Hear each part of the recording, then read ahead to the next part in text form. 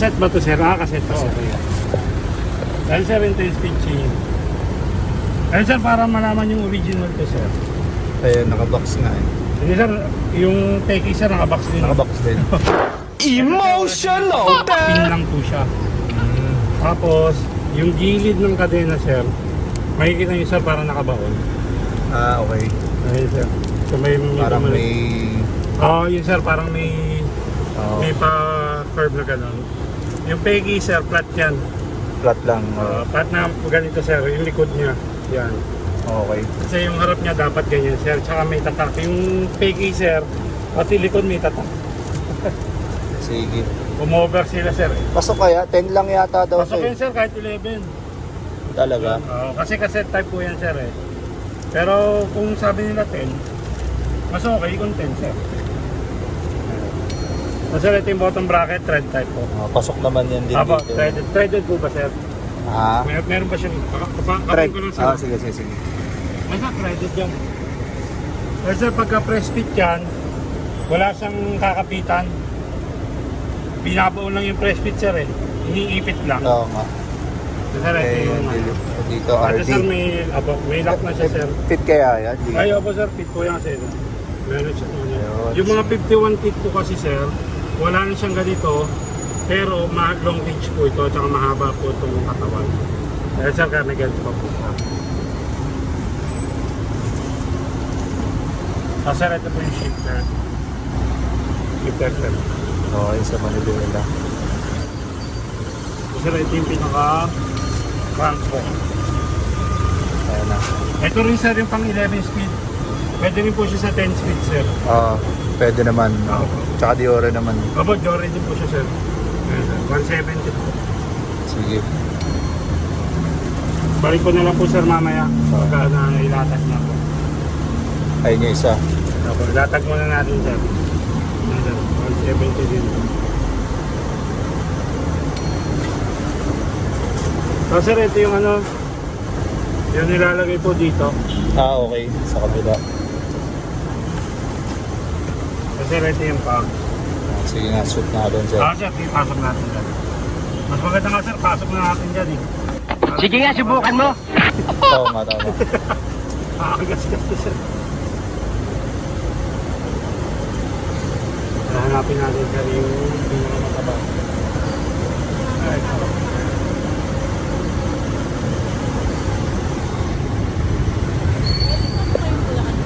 Oo. Ma'am? Opo. Laridel lang ma'am. Isang bus lang ba yun sir? Isang bus lang sir. Malayo lang pero isang bus. Ayan, pwede nga. 11 to? 10 lang po sir. 10 lang. Ang technique dyan sir, hanapin nyo yung yung pinaka main difference nila. Yun. Nice. Natutunan ko lang din sa mekaniko yun sir. Nga, nag-start pa lang ako eh. Kakakwentuhan sa mekaniko. Mangyayari din sa inyo sir, kakakwentuhan nyo mga mekaniko. Kaya actually, didiretso ko rin ng shop yan para masampang. Okay. Mali ako nung lagay. So yun nga, good day to everyone. Ito yung araw na binili natin at nakipag-meet up tayo para mabili yung group set, sama syempre yung crank set. Shoutout kay sir, pinalegit check natin yan. Original naman yung mga Shimano parts na binibenta nila. Ilalagay ko na lang yung link sa description for those who's interested na bumili din. So dadalhin ko rin yan doon sa shop, yan kay Master. So makulit yan si Master sa personal, no? Pero tuturuan kanya ng mga detalye, hindi siya madamot pagdating sa technical details. So same day yan, mapapabili din tayo dyan ng brake, no? Harap lang kasi nga hindi pa ako makapag-decide sa likod since V-brake.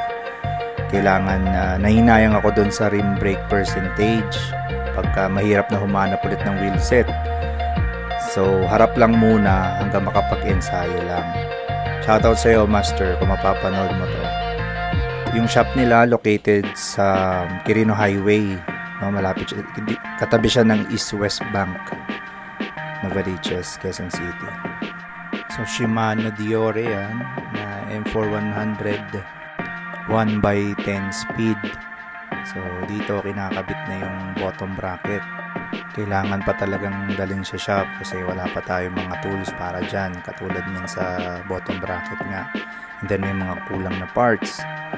Dun yung pedal mismo, yung pedals, yung brake, wala pa, levers. Kaya dito papakita natin sa video na budget meal lang muna bago tayo mag-upgrade. So nakabili tayo ng mechanical disc brake, no? Tapos harap lang muna. So nagamit ko siya for few weeks. Naharap lang yung preno.